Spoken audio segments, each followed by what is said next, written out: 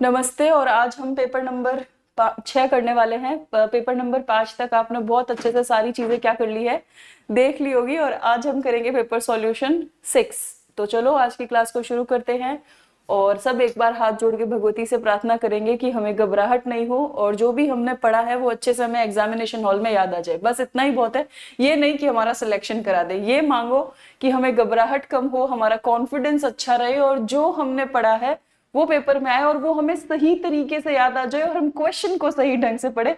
तब आपकी सफलता की राह क्या हो जाएगी, आसान हो जाएगी। तो आओ आज की क्लास को शुरू करते हैं और पहला क्वेश्चन देखते हैं।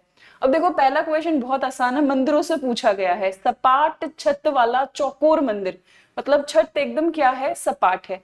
तो ये जो मंदिर है ये कहाँ स्थित है, ये है सांची की मंदिर संख्या 18। पहला जो है उसमें क्या मैच करना है आपको, सांची की मंदिर संख्या 18, ए का 2। ठीक। फिर देखो, वर्गाकार मंदिर एक विमान के साथ, मतलब मंदिर और उसके साथ विमान। ये जो कंडीशन है, ये कंडीशन मिलती है आपको नाचना कुठार और भूमरा के शिव मंदिर के अंदर। किसके अंदर मिलती है, नाचना कुठार और भूमरा के शिव मंदिर के तरफ। तो पहला और दूसरा ऑप्शन में आपको कोई प्रॉब्लम नहीं होनी चाहिए। आपको बहुत अच्छे से पता है कि यहाँ पे क्या होगा, थर्ड होगा, बी में थर्ड होगा। फिर देखो, शिखर सहित वर्गाकार। शिखर सहित वर्गाकार हमने दो देखे थे, देवगढ़ और भीतरगांव का। तो सी में क्या होगा, फर्स्ट। और गोलाकार मंदिर, गोलाकार मंदिर जो है वो है आपका तिगवा का विष्णु मंदिर। इसमें गोलाकार खंबे हैं, उसके ऊपर कलश है और कलश के ऊपर क्या लगा हुआ है, सिंह का मूर्ति लगा हुआ है, शेर का मूर्ति लगा हुआ है। तो ये सारी चीजें आपको बस दिमाग में पिक्चर देखनी है और क्या रखना है, दिमाग में फिक्स करना है। सिंपल। तो सेकंड, थर्ड, फर्स्ट, 4 आंसर हो जाएगा। हालांकि ये क्वेश्चन टफ है पर हम कर लेंगे अच्छे से। आगे चलते हैं। अब देखो, लोकसभा का अध्यक्ष सदन में विधेयक या संकल्प पारित होने की प्रक्रिया के दौरान क्या मतदान करता है। अब देखो, जब भी लोकसभा का अध्यक्ष का मतदान का, वोटिंग का बात आएगा, ध्यान रखना वो हमेशा कास्टिंग वोट डालता है। कास्टिंग वोट का मतलब क्या हुआ, कास्टिंग वोट का मतलब हुआ कि वो हमेशा निर्णायक मत देता है। निर्णायक मत का मतलब अगर टाई की सिचुएशन हो जाए तो ये टाई ब्रेकर का काम करेगा। तो किसी प्रश्न पर पक्ष और विपक्ष में समान मत हो गए तो ये क्या देगा, कास्टिंग वोट देगा, निर्णायक मत देगा। अब लोकसभा अध्यक्ष हमारे सिलेबस में है और लोकसभा अध्यक्ष को लेकर हमें कुछ कुछ चीजें जो हैं वो याद रखनी है, जो बहुत इंपॉर्टेंट है। मैंने करंट की कुछ न्यूज देखी है, उससे मुझे अंदाजा है कि इसमें क्या क्या पूछ सकते हैं। क्योंकि आरपीएससी का एक सिस्टम है, जो भी न्यूज़पेपर में जिस भी चीज से रिलेटेड न्यूज आ रही होती है वो वहां से क्वेश्चन जरूर बनाते हैं। तो वो स्टेट को बिल्कुल स्टैटिक पोर्शन को न्यूज से कनेक्ट करते हैं। जैसे देखो, 27 बार अविश्वास प्रस्ताव वाला आरएस प्री में उन्होंने पूछा। पिछली बार आपको सुप्रीम कोर्ट में जांच अधिनियम, वो सुप्रीम कोर्ट के जजेस को हटाते हैं तो वो कितने लोग होते हैं, उस समय वो मामला चल रहा था। तो अब आपको क्या ध्यान रखना है, लोकसभा अध्यक्ष के बारे में। तो लोकसभा अध्यक्ष के बारे में पहला ये चीज ध्यान रखना है कि लोकसभा अध्यक्ष और उपाध्यक्ष जो है ये दोनों का आर्टिकल है 93। पहला तो आर्टिकल पता होना चाहिए। फिर ये पता होना चाहिए कि लोकसभा अध्यक्ष का चयन होता है, निर्वाचन नहीं होता। मैं पता नहीं क्यों इतनी अंदर से श्योर हूं कि इनका चयन होता है, निर्वाचन शब्द का इस्तेमाल नहीं किया गया है। इंग्लिश में भी देखना, इलेक्शन शब्द का इस्तेमाल नहीं होता है, चूज, इन्हें चूज किया जाता है। दूसरी इंपॉर्टेंट बात, इन्हें बहुमत के आधार पर चुना जाता है। ठीक है। फिर आपको क्या ध्यान रखना है, देखो बेसिकली क्या था, 1952 का जो टाइम था, 1952, उसी समय लोकसभा के अध्यक्ष के लिए थोड़ा बहुत क्या किया गया था, इलेक्शन किया गया था 15 मई। मैं यहाँ पे जो जो चीज बोल रही हूँ उसको बहुत गौर से सुनना। यहाँ पे मुझे पूरी संभावनाएं हैं कि वो टफेस्ट क्वेश्चन बनाएंगे। तो आपको क्या ध्यान रखना है कि 15 मई 1952 के टाइम जब हमारा इलेक्शन हुआ था, तब लोकसभा के लिए अध्यक्ष चुनने के लिए पहली बार ऐसी स्थिति आ गई थी कि क्या कराना पड़ा, मतदान करवाना पड़ा। क्या करवाना पड़ा, मतदान। इसमें एक तरफ थे जीवी मावलंकर और उनके सामने कौन थे, जीवी मावलंकर के सामने, जीवी मावलंकर के सामने थे आपके शंकर शांत मोरे। इन दोनों के बीच में मतदान होना था कि भाई आप किसे चुनेंगे। तो 300 प्लस वोट, तकरीबन 394 वोट मिले थे जीवी मावलंकर को, और यही हमारे पहले क्या बन गए थे, लोकसभा अध्यक्ष बन गए थे। और शंकर शांत मौर्य जो हैं ये चीज को क्या कर गए थे, लूज कर गए थे। इन्हें सिर्फ 55 क्या मिले हैं, वोट मिले हैं। तो 1952 के बाद अभी इस इलेक्शन में, लेटेस्ट इलेक्शन में, जब ओम बिरला का इलेक्शन करना था, ओम बिरला को चूज करना था, उस समय विपक्ष ने भी कहा था कि हमारा उम्मीदवार भी खड़ा होगा। तो 1952 के बाद अभी इस लेटेस्ट इलेक्शन में लोकसभा के अध्यक्ष के लिए मतदान क्या हुआ, शुरू हुआ। और लोकसभा के लिए जो मतदान होता है, लोकसभा में, लोकसभा अध्यक्ष के लिए वो हमेशा खुला मतदान होता है, ऐसे हाथ खड़ा करके बोलते हैं कि हम इसे चुनेंगे। तो ये चीज आपको ध्यान रखनी है। दूसरी इंपॉर्टेंट बात आपको क्या ध्यान रखनी है कि जब भी लोकसभा का अध्यक्ष अपना त्यागपत्र देगा तो इसकी सूचना वो उपाध्यक्ष को देता है। अगर उपाध्यक्ष नहीं है, गौर से सुनना, अगर उपाध्यक्ष नहीं है तो ये इसकी सूचना किसको जाती है, महासचिव को जाती है लोकसभा के, और लोकसभा का महासचिव इसे सभा के पटल पे रखता है। यानी कि लोकसभा का महासचिव लोकसभा को बताता है कि लोकसभा के अध्यक्ष ने त्याग पत्र दे दिया है, अगर उपाध्यक्ष उपस्थित ना हो तो। ठीक है। और लोकसभा के जो महासचिव है उनकी नियुक्ति कौन करता है, तो लोकसभा का अध्यक्ष ही करता है। ये सारी बातें गौर से सुन लेना। ठीक, चलो आगे। फिर देखो कौन सी योजना राज्य सरकार द्वारा पूर्णतः वित्त पोषित नहीं है, मतलब कहां पे पूरा पैसा राजस्थान गवर्नमेंट का नहीं लगा है। घर घर औषधि योजना राजस्थान सरकार का लगा है, निरोगी राजस्थान 100% राजस्थान स्पॉन्सर्ड है, बाल गोपाल भी 100% राजस्थान स्पॉन्सर्ड है, लेकिन मुख्यमंत्री निशुल्क दवा योजना नहीं है। इसमें 60-40 का रेशो है, इसमें 60% जो है वो इंडिया की गवर्नमेंट से आता है और 40% जो है वो कौन लगाती है, राजस्थान गवर्नमेंट लगाती है। मुख्यमंत्री निशुल्क दवा योजना बेसिकली 2 अक्टूबर 2011 को लॉन्च की थी। मुख्यमंत्री थे अशोक गहलोत, और उन्होंने कहा था कि भाई फ्री दवाएं मिलनी चाहिए आउटडोर और इंडोर दोनों मरीजों को। तो याद रखना 60-40 है इसके अंदर। ठीक, फिर देखो निम्नलिखित में से किस मामले को उच्च न्यायालय में प्रत्यक्ष रूप से दाखिल नहीं किया गया। निम्नलिखित में से किस मामले को उच्च न्यायालय में प्रत्यक्ष रूप से दाखिल नहीं किया जा सकता, मतलब कौन सा ऐसा मामला है जो हाईकोर्ट में नहीं जाएगा। देखो उच्च न्यायालय, कौन सा ऐसा मामला है जो हाईकोर्ट के दरवाजे पे नहीं जाएगा। तो कौन सा ऐसा मामला है, तो देखने पे पता चल रहा है मूल अधिकारों वाला तो जाएगा, किसी व्यक्ति की संपत्ति दूसरे द्वारा बलपूर्वक अधिकृत हो ये भी जाएगा, लेकिन 2 या 2 से अधिक राज्यों के भीतर विवाद, ये केवल और केवल कहां जा सकता है, सुप्रीम कोर्ट के तहत। ये 131 के अंदर प्रारंभिक या मूल क्षेत्राधिकार है। क्या है, प्रारंभिक या फिर मूल क्षेत्राधिकार है। इसलिए यहाँ पे आंसर क्या हो जाएगा आपके, यहाँ पे आंसर हो जाएगा फर्स्ट। तो ये जो है वो हाई कोर्ट में नहीं जाएगा, सिर्फ और सिर्फ कहां जाएगा, सुप्रीम कोर्ट में जाता है। ठीक है, प्रारंभिक और मूल क्षेत्राधिकार के तहत 2 या 2 से अधिक राज्यों के बीच विवाद, केंद्र या राज्य के बीच में विवाद। हाँ, फिर से एक बार घोषणा कर देती हूँ कि स्कूल व्याख्याता खोज परीक्षा जो है वो सर लॉन्च कर रहे हैं, फर्स्ट पेपर और सेकंड पेपर दोनों के लिए। प्रथम पुरस्कार होगा 11,000, द्वितीय होगा 5100, तृतीय होगा 2100। परीक्षा की जो दिनांक है वो है 1 जून 2025। तो आपसे एग्जाम से ठीक 23 दिन पहले आपको एक पूरा का पूरा अंदाजा हो जाएगा कि पूरे राजस्थान में कंपटीशन का क्या माहौल है। इससे आपको पता चल जाएगा कि इन बाकी के 22 दिनों में कौन सी पिच पर आपको बैटिंग बहुत अच्छी करनी है, सिलेबस की कौन सी पिच है, सिलेबस की वो कौन सी बॉल है जिसको आपको बहुत अच्छे से खेलना है। तो मैं फिर से कहना चाहूंगी कि जिगरा बढ़ाइए और ज्वाइन कीजिए, इससे आपको कॉन्फिडेंस मिलेगा। जयपुर, बीकानेर, सूरतगढ़, बाड़मेर, सीकर, जोधपुर और नौहर ये स्थान तय किए गए हैं। और रजिस्ट्रेशन जो है वो एनडीसी क्लासेस के प्लेटफॉर्म पे होगा। वैसे कल सर ने एक वीडियो भी बनाया है इस पे, उसको देख लेना और फिर रजिस्ट्रेशन कराना। ठीक है, चलो। हाँ, भारतीय संविधान में राज्य के नीति निर्देशक सिद्धांत को किस मुख्य कारण से सम्मिलित किया गया है? कल्याणकारी राज्य की स्थापना के लिए, धर्मनिरपेक्ष राज्य की स्थापना के लिए, सरकार के स्वेच्छाचारी आचरण को रोकने के लिए, सरकार को विकास में आवश्यक अवसर प्रदान करने के लिए। तो देखो यहाँ पे कॉन्ट्राडिक्टरी है, इसमें आपको मोस्ट एप्रोप्रिएट जाना होगा, कुछ जो बिल्कुल सही है। अब देखो कल्याणकारी, वेलफेयर, राज्य की स्थापना और सरकार को विकास, इन दोनों में बहुत ज्यादा कंफ्यूजन होगा कि वेलफेयर स्टेट के लिए है या फिर सरकार को विकास में आवश्यक अवसर प्रदान करने के लिए। तो इन दोनों में से जब आपको चूज करना पड़े तो आपको किसे चूज करना होगा, फोर्थ ऑप्शन को, क्योंकि ये ज्यादा किस तरफ झुके हुए हैं, सरकार को विकास में आवश्यक अवसर प्रदान देने के लिए। ठीक, चलो।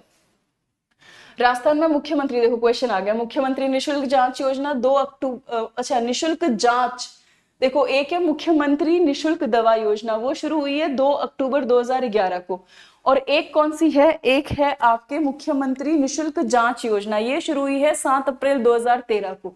ये रहा, इसमें कुछ नहीं करना होता, आपको रजिस्ट्रेशन कराना होता है, जिस भी डॉक्टर को आपने प्राथमिक स्वास्थ्य केंद्र पर, पीएचसी सीएचसी पर दिखाया है, उसी का पर्ची लेकर जाएंगे आप, और उसी पर्ची से आपको क्या दे दिया जाएगा, निशुल्क जांच करवा दी जाएगी आपकी। ठीक है, चलो। हाँ, फिर देखो संसद के दोनों सदनों का संयुक्त अधिवेशन, अब देखो यहाँ पे है ना, यहाँ हमसे ही गड़बड़ हो गई है, यहाँ पे अधिवेशन की जगह होना चाहिए था संयुक्त बैठक। अब ध्यान रखना, संसद में संयुक्त अधिवेशन, जॉइंट मीटिंग का कोई प्रावधान नहीं है। संविधान के अंदर सिर्फ और सिर्फ संयुक्त बैठक, जिसको इंग्लिश में बोलते हैं जॉइंट सिटिंग है। और ये जॉइंट सिटिंग जो है, ये कौन सा आर्टिकल में लिखी हुई है, 108 के अंदर।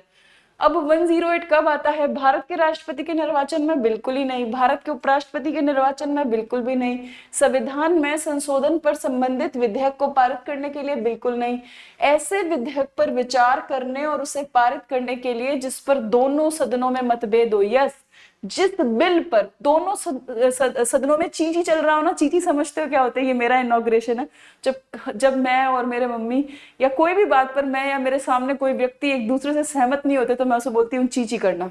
तो जब भी किसी बिल पे दोनों सदन एक दूसरे पे चींची करने लग जाए, मतलब वो कंडीशन आ गई है, जब क्या करना पड़ेगा, जॉइंट सिटिंग 108 करना पड़ेगा। जॉइंट सिटिंग को कॉल कौन करता है, राष्ट्रपति, लेकिन जॉइंट सिटिंग की अध्यक्षता कौन करता है, लोकसभा अध्यक्ष। अच्छे से आता है आपको, तो सही आंसर क्या होगा, केवल 4।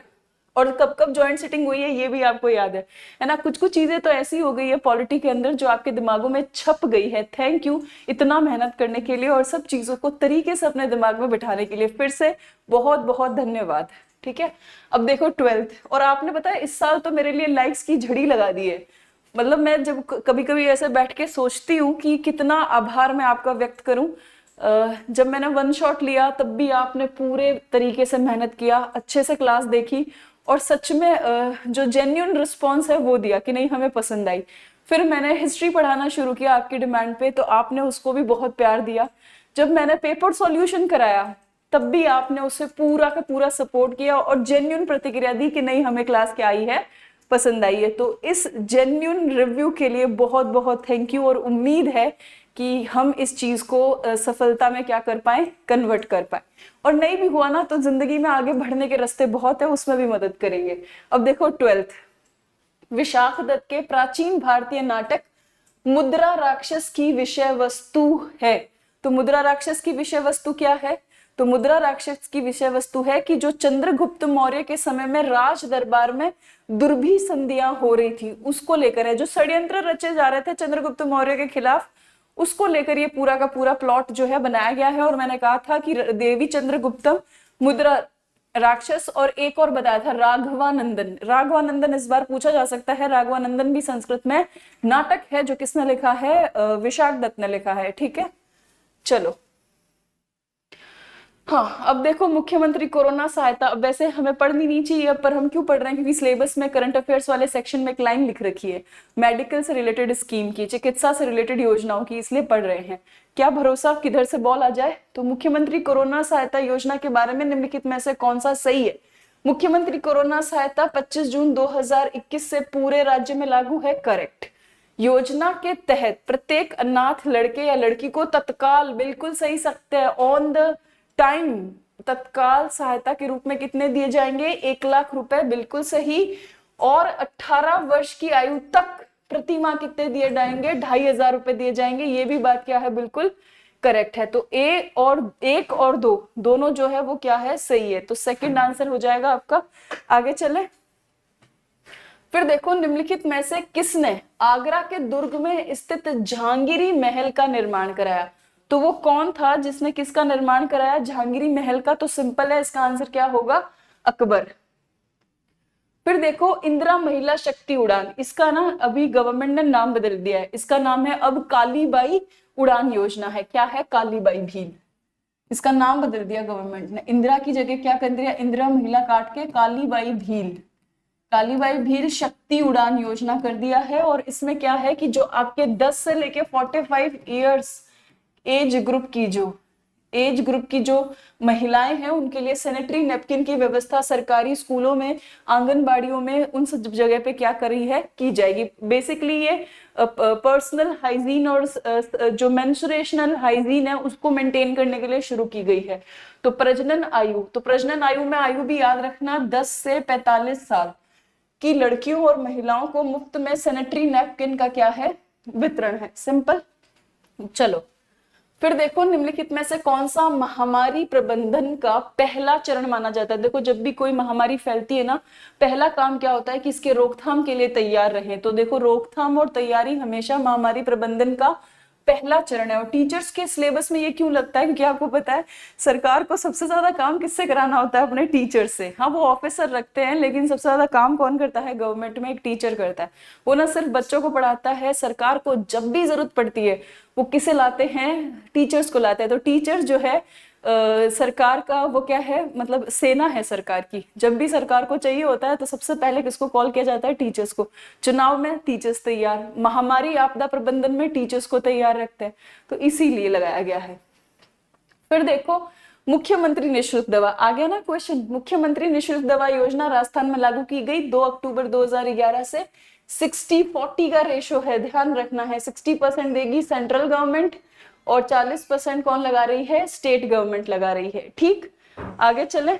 चलो फिर देखो, अकबर द्वारा फतेहपुर सीकरी में निर्मित किस इमारत में बौद्ध स्थापत्य का अनुसरण किया गया था। तो बौद्ध स्थापत्य से प्रभावित पंचमहल था, हमने पढ़ाई था। और ऐसे ऊपर एक लास्ट में 4 मंजिल, फिर ऊपर लास्ट में जिसको 5वीं मंजिल भी कह दिया जाता है, एक छोटी छतरी है। ठीक है, तो वो पंचमहल है। आगे चले। फिर देखो निम्नलिखित में से किस इमारत का निर्माण औरंगजेब ने नहीं कराया। तो कौन सी इमारत औरंगजेब औरंगाबाद में स्वयं का मकबरा कराया था।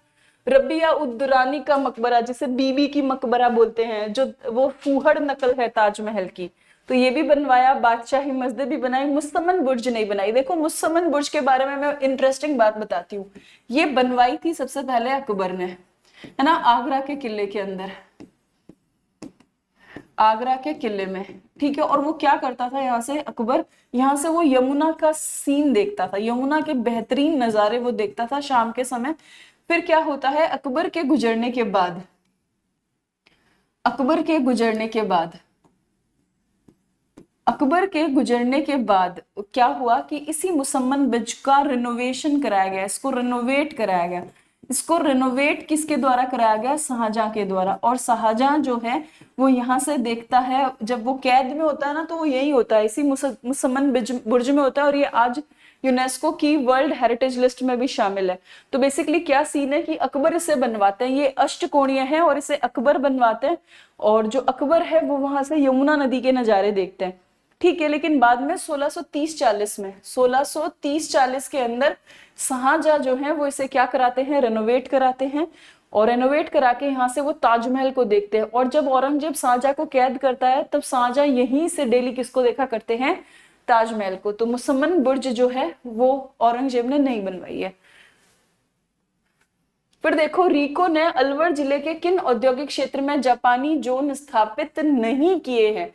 कहाँ नहीं किए हैं, तो थानागजी औद्योगिक क्षेत्र, यहाँ नहीं किए हैं। बाकी सब जगह है, नीमराणा है, गिलोट है, नीमराणा एंड गिलोट सब जगह है, पर किस जगह नहीं है, थानागजी में नहीं है। फिर देखो, यदि भारत के प्रधानमंत्री संसद के उच्च सदन के सदस्य है, सिंपल क्वेश्चन, अविश्वास नो कॉन्फिडेंस मोशन की स्थिति में अपने पक्ष में वोट नहीं कर पाएंगे। आगे चलते हैं। फिर देखो, संविधान में उल्लिखित मौलिक कर्तव्य किसके लिए है। तो संविधान में उल्लिख मौलिक कर्तव्य पूछा है भाई, मौलिक अधिकार नहीं है, आंखें खोल के पढ़ना है यार, मौलिक कर्तव्य है। तो ये सभी नागरिकों के लिए, किसके लिए है, सभी नागरिकों के लिए। फिर देखो, किस जिले में न्यूनतम भेड़ें पाई जाती हैं। तो वो कौन सा जिला है जहां पे भेड़ें न्यूनतम है, तो वो जिला है धौलपुर। ठीक, सिंपल सा क्वेश्चन। फिर देखो, हुमायूं के मकबरे के बारे में निम्नलिखित कथनों पर विचार कीजिए। हम मस्ती से पढ़े हुमायूं का मकबरा, और हुमायूं का मकबरा का निर्माण अकबर के काल में हुआ था। और अकबर के टाइम में उनको सब कुछ देखा किसने था, हाजी बेगम ने। अब ये 4 बाग शैली है, बिल्कुल करेक्ट है। लाल बलुआ पत्थर देखने से पता चलता है पूरा का पूरा लाल बलुआ पत्थर से बना है। और यूनेस्को की वर्ल्ड हेरिटेज साइट भी है। तो 1 और 2 दोनों क्या है, सही है। फिर देखो, निम्न विधेयकों में से किसका एक भारतीय संसद के दोनों सदनों द्वारा अलग अलग विशेष बहुमत से पारित होना आवश्यक है। मतलब कोई ऐसा बिल जिसको दोनों लोकसभा और राज्यसभा से दोनों से स्पेशल मेजॉरिटी से पास कराना है, और ये विधेयक हो सकता है संविधान संशोधन विधेयक। तो कौन सा होगा ये, संविधान संशोधन विधेयक। क्लियर, चलें आगे। फिर देखो, किन परिस्थितियों में राष्ट्रपति संसद का संयुक्त अधिवेशन आहूत कर सकते हैं। फिर से यहाँ पे संयुक्त अधिवेशन की जगह होगा संयुक्त बैठक आहूत कर सकते हैं। तो संयुक्त बैठक कब आहूत कर सकते हैं, देखो संसद में साफ लिखा हुआ है 108 में कि अगर किसी बिल पर क्या हो, असहमति हो, किसके अंदर असहमति हो, लोकसभा और राज्यसभा में। दूसरा लिखा है कि दूसरा सदन जो है, दूसरा सदन कोई भी हो सकता है, दूसरा सदन जो है वो उस बिल को क्या कर दे, अस्वीकार कर दे या स्वीकार ना करे। तीसरी बात लिखी है कि आपने दूसरे सदन में बिल भेज दिया और जिस दिन बिल प्राप्त हुआ है उससे लेकर 6 महीनों तक बिल पड़ा है, बस उसको पास ही नहीं किया जा रहा है, तब भी ये माना जाएगा कि ये क्या है, लड़ाई की जड़ है। तो देखो, एक सदन द्वारा पारित विधेयक को दूसरे सदन ने रद्द कर देना। अब यहाँ पे रद्द किया हुआ या असहमति दोनों शब्द सही है, ज्यादा सही असहमति है। तो ये पहला स्टेटमेंट सही है। एक सदन द्वारा विधेयक में प्रस्तावित संशोधन दूसरे सदन में स्वीकार न किया जाना, ये भी सही है। अस्वीकार कर दे दूसरा सदन, बोले हमें नहीं मंजूर है, वापस से करो। एक सदन द्वारा विधेयक की प्राप्ति के 6 माह तक कोई कार्रवाई नहीं करना, तीसरा भी बता दिया, ये भी सही है। तो उपयुक्त सभी परिस्थितियों में, सारी की सारी परिस्थितियां, अब इसे चिल तरीके से याद रखो कि यार कब झगड़ा बढ़ जाएगा बिल पे, जब पहला वाला असहमत हो जाए, पहले वाले बिल पर कोई भी एक सदन क्या हो जाए, असहमत हो जाए। अगर आपको पार्टी में जाना है और अगर आपको पार्टी में जाना है, अपने फ्रेंड की बर्थडे पार्टी में जाना है, तो मम्मी और पापा दोनों का सहमत होना जरूरी है। दोनों में से कोई एक भी असहमत हो जाए, दोनों में से कोई एक भी इस प्रपोजल को अस्वीकार कर दे और दोनों में से कोई भी एक जना 6 महीने तक इस मामले को खींच दे लेकिन कुछ आंसर नहीं दे, उस कंडीशन में क्या करना पड़ेगा, तुमको दोनों को सामने बिठाना पड़ेगा कि बोले पंगा क्या है, क्यों नहीं हाँ कर रहे हो। तो यही है जॉइंट सिटिंग। आप अपने घर से है ना जो पॉलिटी है ना उसको बहुत अच्छे से देख सकते हो। मतलब है ना, पॉलिटी का बड़ा रूप जो भारत में लागू है उसका एक छोटा सा हिस्सा जो है वो आपके घर में चलता है। तो यही है कि आपको पार्टी में जाना है, अपने फ्रेंड की बर्थडे पार्टी में आपने पहले से मम्मी पापा को कहा है कि देखो मुझे जाना है। अब आपके मम्मी पापा में से एक कह रहा है नहीं, असहमत है, दूसरा कह रहा है स्वीकार नहीं है, फिर दोनों 6 महीने तक उस पर कोई कार्रवाई नहीं कर रहे हैं, देन आपको गुस्सा आएगा और आप कहोगे आमने सामने बैठो आप मेरे, अब तय करो कि क्या करना है। यही है जॉइंट सिटिंग बेसिकली। ठीक, चलो फिर देखो हबीब उल सियार मैंने याद कराई थी आपको। इसमें मुगलों और सफाविद वंशों के बारे में बेहद अच्छा विवरण है और ये ख्वांदा मीर ने लिखी है और ये इंपॉर्टेंट है।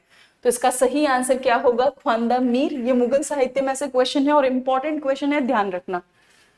फिर देखो बाग ए नीलोफर। यार बाग ए नीलोफर तो बहुत इजी है, अभी मेरे शेड जो है इनके आंसर दे देंगे, धनाधन बाबर। निम्नलिखित में से कौन सा कथन सही है, भारतीय संविधान में कोई विदेशी संविधान के तत्वों का समावेशन किया गया। बिल्कुल, बहुत सारे विदेशी तत्व है हमारे संविधान में, लेकिन उन सबका हमने क्या कर दिया, इंडियनाइजेशन, भारतीयकरण कर दिया। भारतीय संविधान एकल नागरिकता का प्रावधान करता है, बिल्कुल सही। भारतीय संविधान वयस्क मताधिकार की व्यवस्था करता है, ये भी बिल्कुल सही। यानी कि ऑल आर करेक्ट, सारे क्या है, बिल्कुल करेक्ट है। फिर देखो राजस्थान के धरातलीय स्वरूपों के संबंध में निम्नलिखित में से कौन सा कथन गलत है। अरावली विश्व की प्राचीनतम वलित पर्वत श्रेणी है, बिल्कुल सही। अरावली अपना कौन सा भाई है, पुराना वाला भाई है, सदियों से चलने वाला भाई है। उत्तर पूर्वी मैदान सिंधु, ये गलत है। यहाँ पे होंगे गंगा और यमुना, किसके होंगे, गंगा और यमुना नदी के निर्मित मैदानों का भाग है।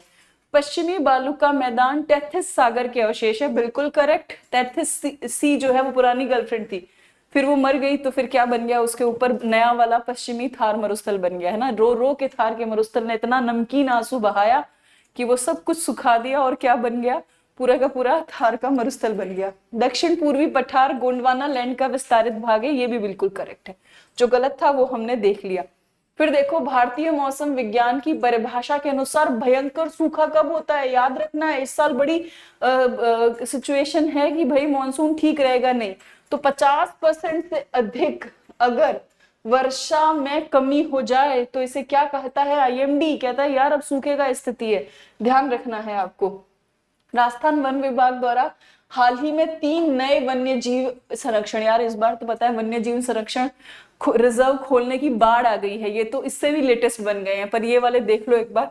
तो ये है सोरसेन, खींचन जोधपुर, हमीरगढ़ भीलवाड़ा, इसके अलावा भी अभी सरकार ने नए बना दिए, मैंने कहा ना बाढ़ आ रखी है, तो वो भी ध्यान रखना। फिर देखो संविधान के किस अनुच्छेद में कानून का समान संरक्षण है, विधियों का समान संरक्षण है, और ये है हमारा आर्टिकल 14, ठीक है। फिर देखो टसर कृषि है ना, रेशम का विकास, राजस्थान में टसर कृषि दक्षिणी राजस्थान में होती है, बेसिकली कोटा, उदयपुर, बांसवाड़ा जिले के अंदर, क्योंकि उधर ही सबसे ज्यादा पेड़ पौधे हैं और अनुकूल परिस्थितियां हैं। दूसरा ट्राइब पॉपुलेशन है ना, वो इसे बहुत अच्छे से करती है, इसीलिए पूरा का पूरा जो ट्राइबल बेल्ट है वो टसर रेशम के लिए फेमस है। फिर देखो निम्न में से राजस्थान में किस श्रेणी के वनों का सर्वाधिक क्षेत्र है, तो राजस्थान के अंदर सुरक्षित श्रेणी के वन जो है वो हमेशा ज्यादा रहते हैं। आगे चलते हैं, ये इजी क्वेश्चन है, रेगुलर। गुलबदन बेगम, अब बताओ यार गुलबदन बेगम क्या लिखेगी, हुमायूं नामा, है ना, याद आ रहा है ना सब कुछ। फिर देखो सम्मिलित करो यार, भारवी, किराता अर्जुनियम, भारवी ने क्या लिखी थी, किराता अर्जुनियम। शूद्रक ने क्या लिखा था, मृच्छ कटिगम, आम लोगों पे लिखना शुरू किया था। विशाख दत्त ने देवी चंद्रगुप्तम, है ना।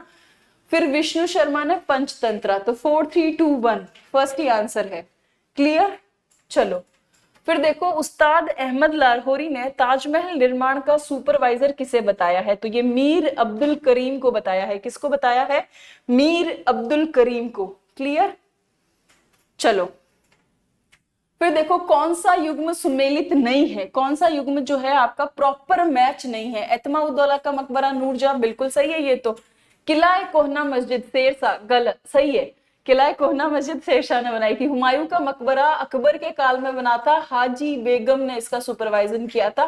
तो यही क्या है, मिसमैच्ड है। मिसमैच्ड एक वेब सीरीज भी है, प्राजक्ता कोहली, है ना। कहोगे मैम आपको बीच बीच में याद आती है ये सब चीजें, क्या करूं, याद आ जाती है। निम्नलिखित में से कौन सा युग्म सही है, आपको सही पकड़ना है। तो देखो बनास बाणगंगा की सहायक नदी है, डन।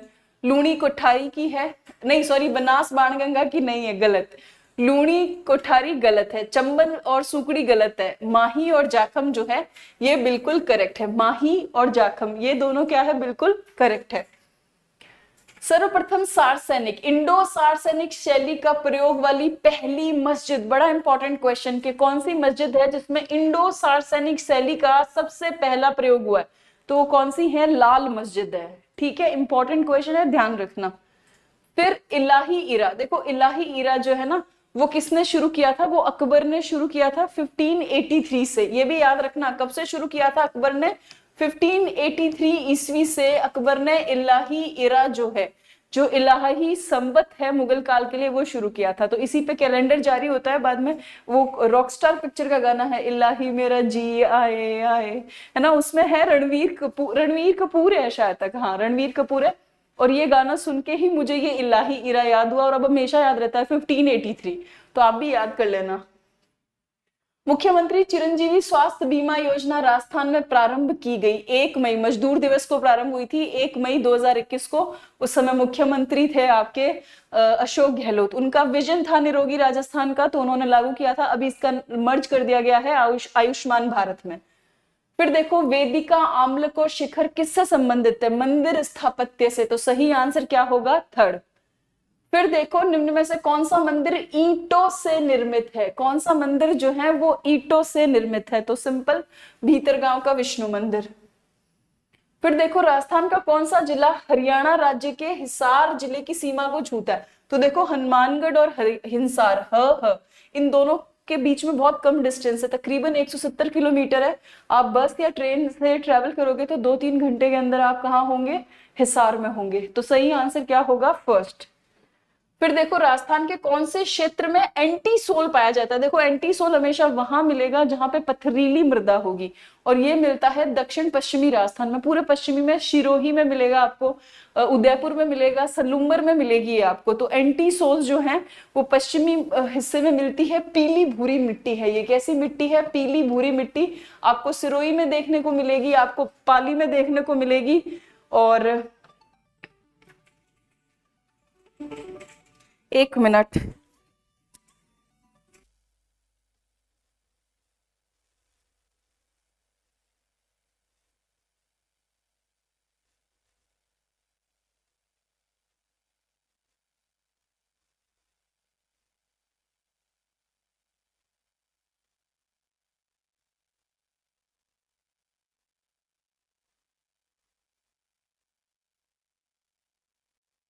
सॉरी, अर्जेंट कॉल था, उठाना पड़ा क्योंकि अभी सीबीएसई के रिजल्ट आ रहे हैं, तो इसलिए।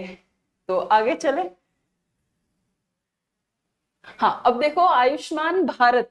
आयुष्मान भारत महात्मा गांधी राजस्थान स्वास्थ्य बीमा योजना के तहत एमओयू किन के मध्य निष्पादित हुआ है? तो भाई किसके तहत, किन के बीच में एमओयू हुआ है? तो Rajasthan state health insurance agency तथा new India insurance company limited, इन दोनों के बीच में क्या हुआ है? समझौता हुआ है। Rajasthan state health insurance agency तथा new India insurance company limited, इन दोनों के बीच में क्या हुआ है? समझौता हुआ है। ठीक, चलो। देवगढ़ का दशावतार मंदिर, नचना कुठार का महादेव मंदिर और बौद्ध गया के महाबोधि मंदिर की सामान्य विशेषता निम्नलिखित में से क्या है? तो देखो सारे मंदिर दिए हैं और पूछा है कि इनकी सामान्य विशेषता बताओ। तो सामान्य विशेषता जब भी पूछे ना, तीनों के कॉमन पॉइंट उठाने होते हैं, और तीनों के कॉमन पॉइंट में ये है कि सभी के गर्भगृह का ऊंचा शिखर है। ये तीनों में क्या है? कॉमन है। तो यही क्या होगा? आंसर होगा।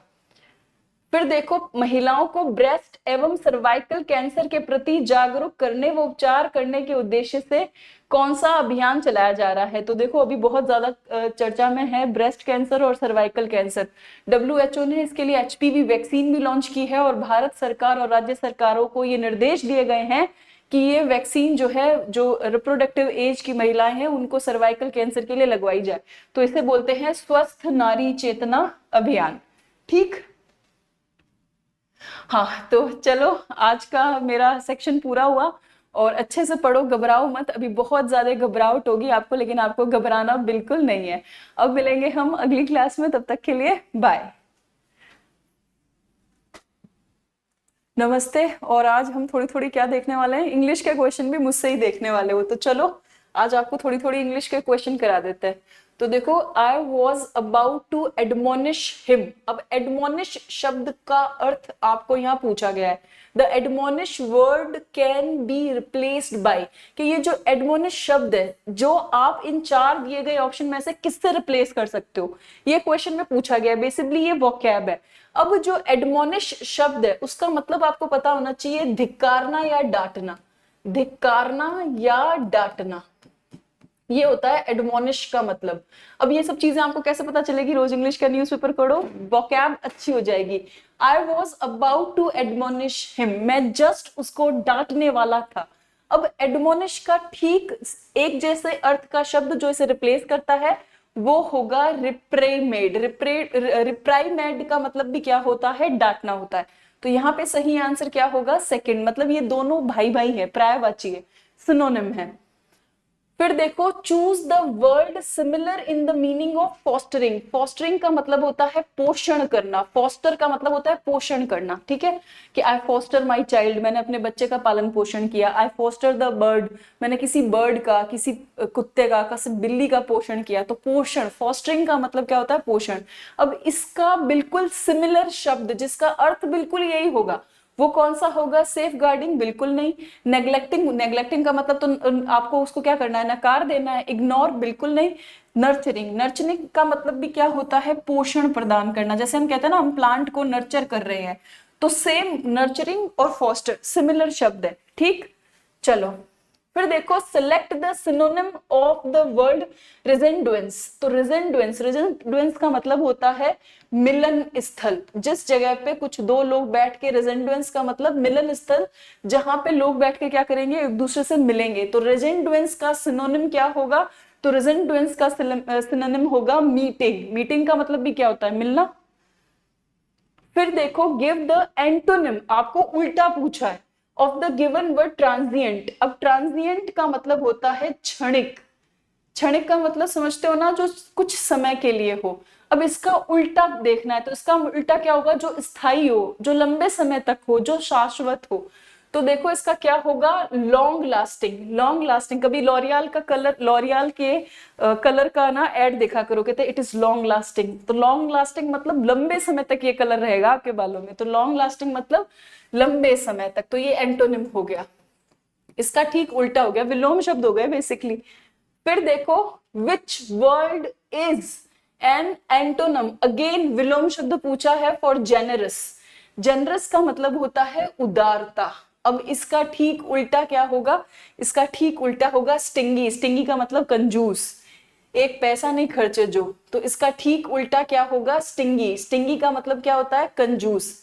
ठीक है, आज से बोल देना, जो कंजूसी करे उसको बोल देना तुम स्टंगी आदमी हो। चलो, तो अब आपका साइंस, रीजनिंग और मैथ्स का टाइम आ गया है। और इंग्लिश मैंने अपने हिसाब से आपको जितना आता था उतना क्या कर दिया है, अच्छे से एक बार बता दिया है। अब मिलेंगे कल की क्लास में, तब तक के लिए बाय।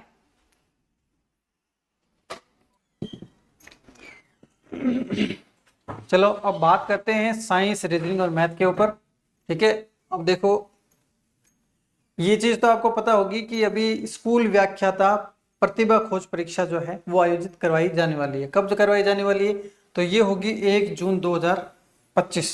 ठीक है, 1 जून 2025। एकदम तैयारी एकदम परफेक्ट कर लीजिए। एक अच्छा ऑप्शन है आपके पास में। देखो 20 दिन लगा, अप्रोक्सीमेटली 20 दिन अभी आपके पास में है। ठीक है, पेपर होने के बाद में 20 दिन और बच जाएंगे। मतलब अभी तक आपके पास में एक ऑप्शन है कि आप अगर ये टेस्ट के हिसाब से तैयारी करते हैं तो 2 बार कोर्स का रिवीजन कर सकते हैं। क्योंकि पहले जब एक बार टेस्ट के लिए तैयारी करेंगे, फिर आप अपने स्थान देखेंगे, अपनी जगह देखेंगे, तो आपको एक और मौका मिल जाएगा कि अभी भी 20 दिन है और इन 20 दिनों के अंदर अच्छी तरीके से बूस्ट कर दें अपनी तैयारी को, तो पूरी तरीके से किया जा सकता है। देखो जनरली आपने सुना होगा कि जो भी जोर लगाया जाता है वो लास्ट के दिनों में लगाया जाता है। बहुत जनों से सुना होगा कि मैंने तो 3 महीने ही पढ़ाई की थी, कोई कहता है मैंने लास्ट के 1.5 महीने ही पढ़ाई की थी। वो 1.5 महीने पढ़ाई ये वाली होती है। ठीक है, ये वाली जो तैयारी होती है वो होती है लास्ट की तैयारी। तो थोड़ा सा इसके बारे में मैं आपको बता देता हूँ। ठीक है, देखो स्कूल व्याख्याता प्रतिभा खोज परीक्षा, फर्स्ट प्राइज है 11,000, सेकंड है 5100, थर्ड है 2100। ठीक है, उसके बाद में देखो 4 से 10 तक स्थान लाने वालों को नगद पुरस्कार दिया जाएगा, कोई ना कोई प्राइज दिया जाएगा।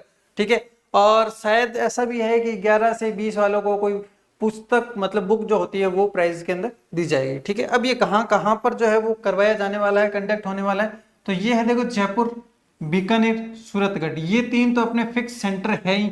ठीक है, उसके अलावा बाड़मेर के अंदर सीकर, जोधपुर और नौहर। पहले अभी सीकर का देखो ये थोड़ा सा कंफर्म नहीं है।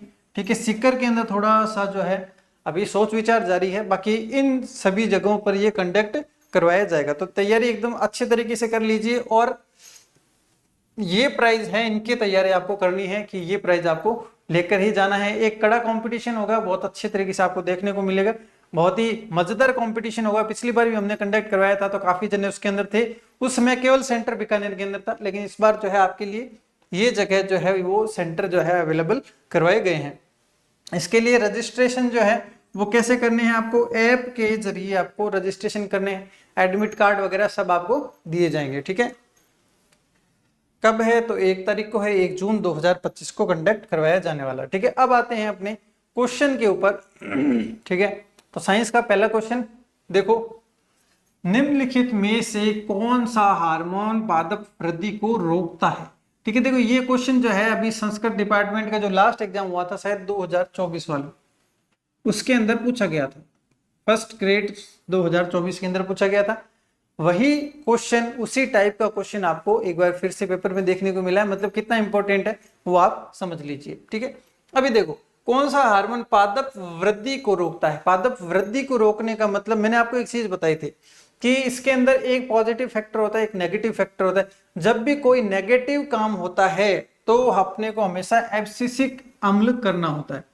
कल को कहते लंबाई में संदमन करना मतलब कमी आना, नेगेटिव है एब्सिसिक। पत्तों का गिरना एब्सिसिक।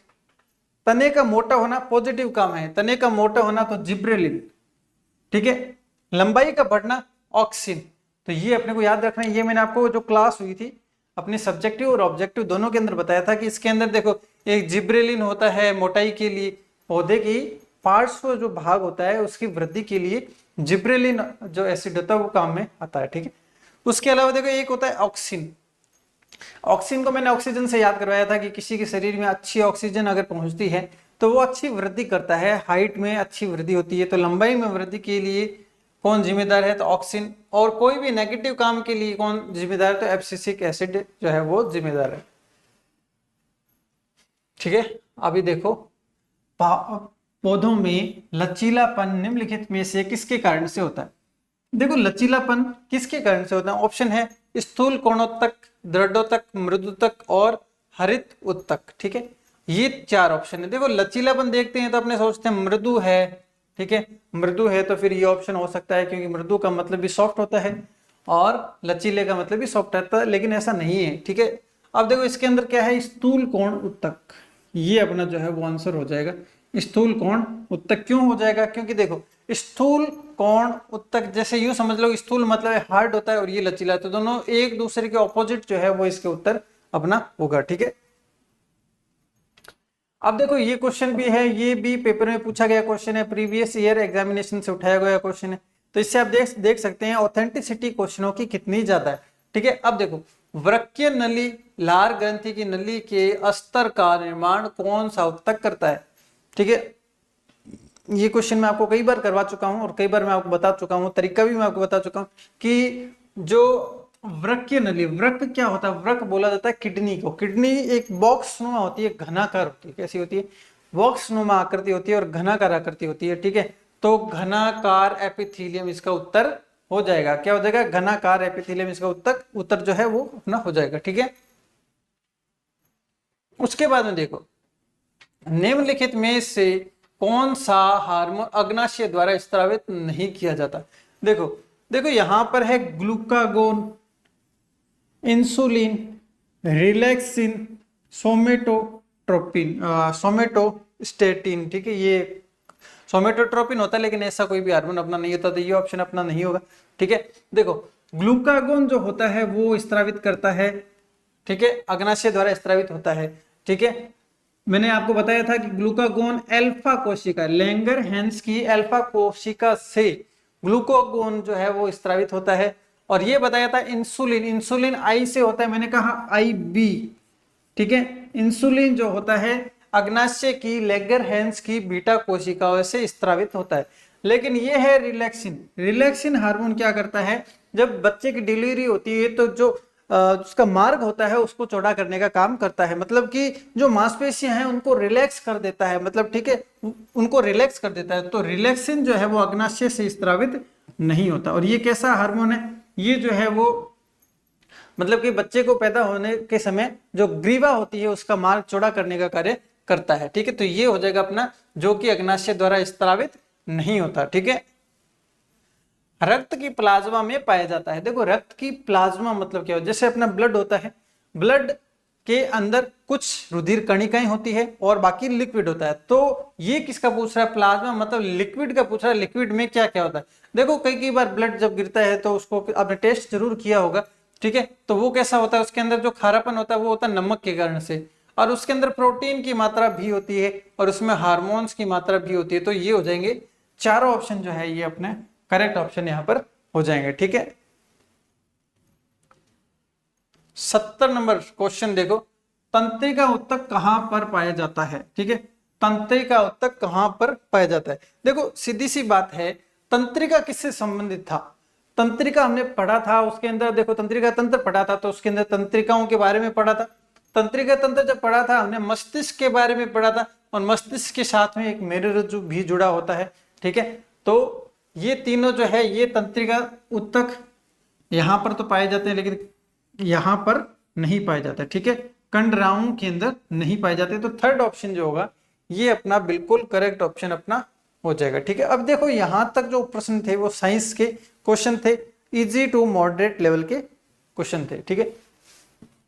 अब जो अपना स्टार्ट होने वाला है वो है रीजनिंग का घन से संबंधित क्वेश्चन है। पहले ही मैं आपको बता देता हूं, रीजनिंग के अंदर सबसे हार्ड टॉपिक में से जो है वो है घन। हार्ड कैसे, अगर आप विजुअलाइजेशन नहीं कर पाते हैं तो वो फिर समझना थोड़ा सा दिक्कत वाला काम हो जाता है, ठीक है।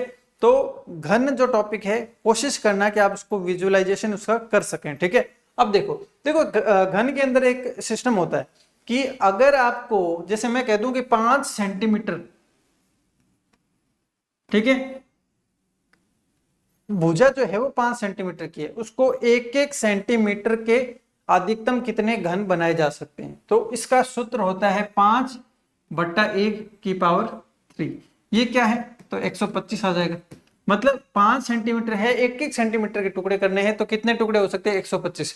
कल को मैं कह दूं कि 100 सेंटीमीटर, ठीक है, 100 सेंटीमीटर का एक बड़ा घन है, उसके 10-10 सेंटीमीटर के टुकड़े करने, तो जैसे यहां पर 1 का भाग लगाया था वैसे यहां पर जो है वो 10 का भाग लगाएंगे, ठीक है, और कर देंगे क्या, क्यूब।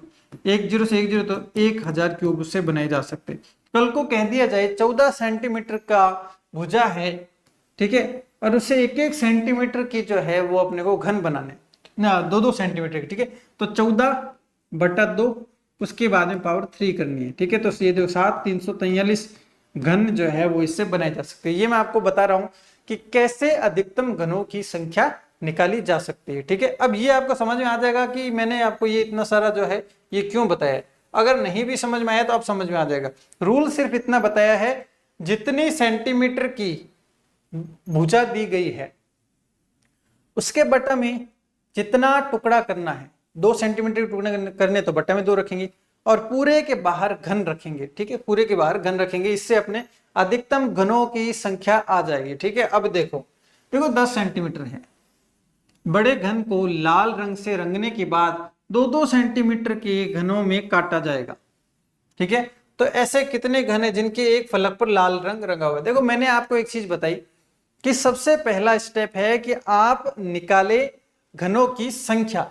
देखो 10-10 सेंटीमीटर है, तो 10 सेंटीमीटर बटा में 2 की पावर क्यूब, ठीक है, तो 2 एकम 2 और ये 5 बार, तो 5 की पावर 3, मतलब कि 125 घन जो है इसके अंदर बनाए जा सकते हैं, ठीक है, 125 घन। लेकिन फिलहाल क्वेश्चन अपने को अधिकतम घनों की संख्या का नहीं है, अपने क्वेश्चन है कि वो देखो ऐसे छोटे घन जिनके एक फलक पर लाल रंग रंगा हो, मतलब केवल वो फलक बताना है जिसके फलक पर लाल रंग रंगा हुआ हो, ठीक है। अब देखो एक मैं यहां पर देख लेता हूं, अगर यहां पर कोई शेप मिल जाती है तो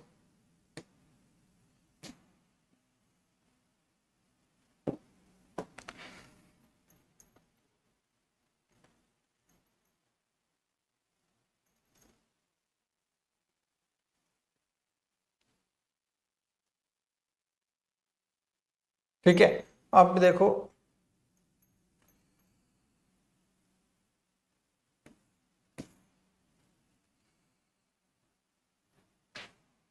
ठीक है, अब देखो, अब जैसे यूं समझ लीजिए कि ये अपना घन है,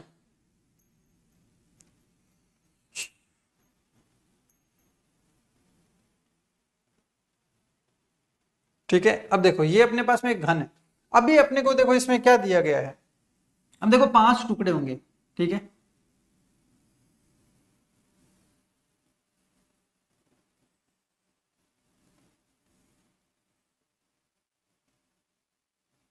ठीक है, इस तरीके से 5 टुकड़े होंगे, देखो, ठीक है। अब देखो एक लाइन इस तरीके से आएगी, 5 आएगी, 2 टोटल। अब देखो 5 लाइन हो गई। अब इसको समझने की कोशिश करना, अपने को क्या बताना है, केवल लाल रंग वाले बताने, ठीक है। देखो पूरा लाल रंग से रंगा हुआ है, लेकिन केवल एक साइड उसकी रंगी हुई होनी चाहिए। देखो यहां पर क्या होगा, देखो यहां पर भी इस तरीके से लाइन होगी, यहां पर भी इस तरीके से लाइन होगी, ठीक है। देखो 1 2 3 4 5, ठीक है। इस तरीके से फिर यहाँ पर भी 5 लाइनें होगी, देखो, ठीक है, 5 लाइनें होगी। अब देखो रेड कलर एक साइड में चाहिए, देखो यहाँ पर भी लाल रंग होगा रंगा हुआ, यहाँ पर भी लाल, यहाँ पर भी लाल, ये 2 लाल रंग होंगे अपने, ठीक है। अब यहाँ पर भी और उसके उस साइड भी लाल रंग होंगे, ठीक है। ये साइड देखो, इन सब साइड में देखो, ठीक है। अब देखो यहां पर भी लाल, इधर भी लाल, इधर भी लाल, इधर भी लाल, लेकिन अपने को सिंगल लाल वाले चाहिए, तो मतलब ये वाली पूरी लाइन अपने नहीं हो सकती, ये वाली पूरी लाइन अपने नहीं ले सकते, ठीक है। अब उसके बाद में देखो ये वाली पूरी लाइन भी नहीं ले सकते, क्योंकि इसके उस साइड भी जो है वो रेड कलर होगा, ठीक है। तो ये वाली लाइन भी नहीं ले सकते, ठीक है। ये वाली लाइन भी नहीं ले सकते, ये वाली भी नहीं ले सकते। तो ओनली रेड कलर कहां पर होगा, केवल लाल एक साइड, केवल एक ही साइड रंगी हुई होनी चाहिए, वो होगी 1 2 3 4 5 6 7 8 9, ठीक है। ये 9 फलक एक साइड में, ये 9 होंगे जहां पर लाल कलर, केवल लाल कलर किया होगा। ऐसे कितने फलक है, ऐसे टोटल मिलाकर 6 फलक है। तो देखो एक साइड में 9 है, 6 साइड में 9 छिंगे 54, ठीक है। अब ये विजुअलाइजेशन जो है आपको पेपर में जो है वो अपने दिमाग से करना पड़ेगा, वहां पर ना तो ऐसा स्मार्ट बोर्ड होगा, ना ही हम यहाँ से शेप ले पाएंगे। बस आपको दिमाग में सोचना है कि सिंगल रंग कहां पर होगा, जहां पर कोई भी साइड नहीं। जैसे राजस्थान के अंदर जो है ऐसे जिले हैं जहां जिसके कोई भी बाहरी जिले या राज्य की सीमा नहीं लगती, जैसे पाली वगैरह है, तो ये वो आपको वो पाली वाली जगह ढूंढनी है जिसके साइड में कोई दूसरे राज्य नहीं लगते।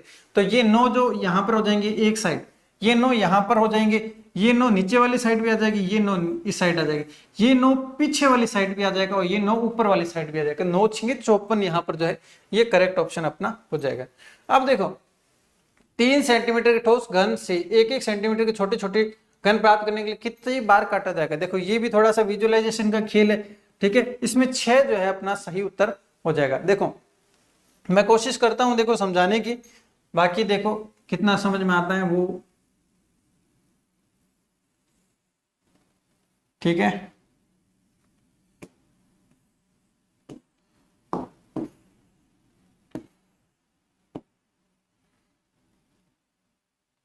ठीक है, अब देखो ये है, अब इसको काटना है, ठीक है। तो देखो एक तो देखो अपने कहां से काटेंगे, एक तो इस तरीके से जो है वो चक्कू चलाया जाएगा, ठीक है।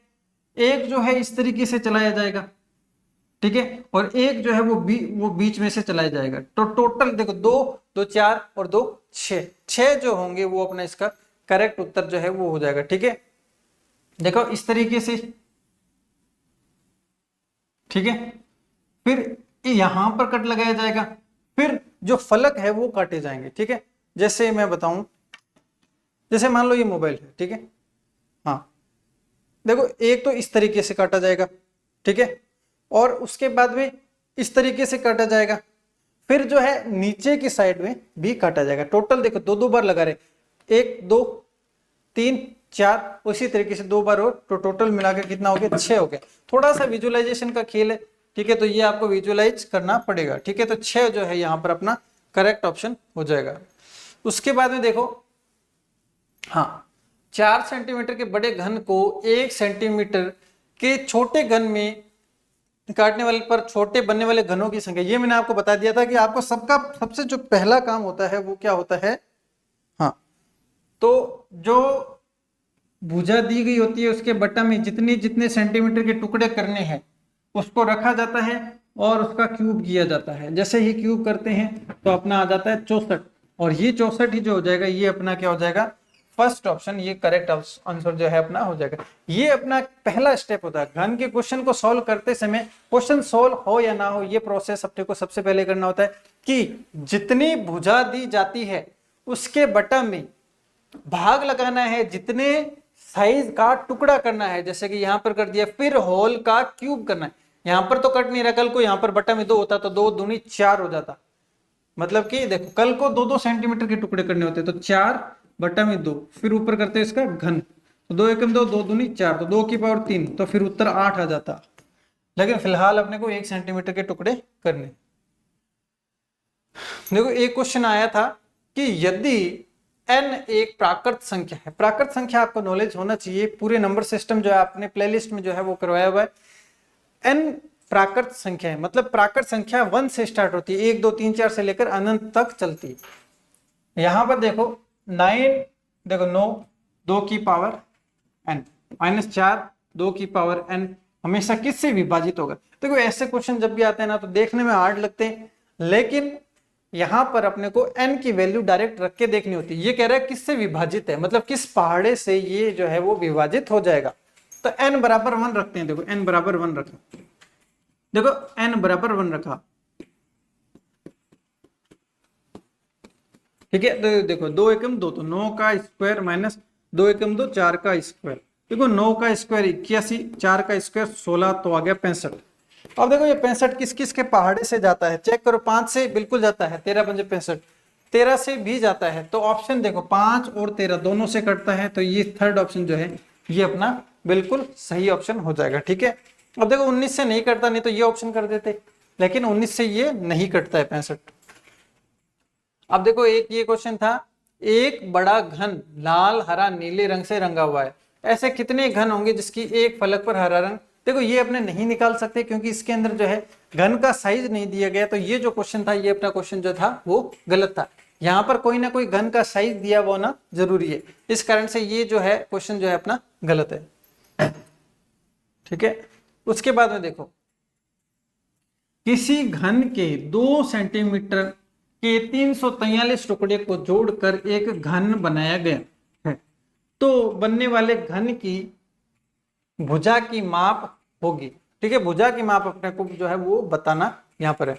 अब देखो अपना क्या होता है, अपने यहाँ पर लिखते हैं कि ये कितने सेंटीमीटर का है बटा कितने सेंटीमीटर के टुकड़े करने हैं की पावर 3 बराबर यहाँ पर जितने टुकड़े हो रहे होते हैं वो चीज अपने यहाँ पर लिखते हैं। तो देखो अपने पास में अपने को क्या बताना है कि घन की भुजा बतानी, तो भुजा बतानी है, मतलब भुजा तो यहाँ वाली, तो इस संख्या को x मान लेते हैं। बटा में टुकड़े कितने के करने, टुकड़े इसने बताया हुआ है 2 सेंटीमीटर के करने, तो बटा में 2 की पावर क्या है 3 है, ठीक है। तो यहाँ पर कितना हो जाएगा 343, ठीक है। अब देखो यहां पर पावर 3 है, तो क्या इस देखो x बटा 2 की पावर 3, 343 को हम लिख सकते हैं 7 की पावर 3, ये 3 से 3 कट गया, ठीक है। तो x बटा 2 बराबर 7 और x बराबर क्या होता है 14, तो ये 14 मतलब फोर्थ ऑप्शन जो है ये अपना करेक्ट ऑप्शन यहाँ पर उत्तर हो जाएगा। अब कैसे दिमाग में आएगा कि यहाँ पर घन करना है, देखो जहां पर हम घन की प्रश्नावली कर रहे हैं वहां पर मैंने आपको बताया था कि ऊपर यहाँ पर कोई ना कोई साइज दिया जाएगा, ठीक है।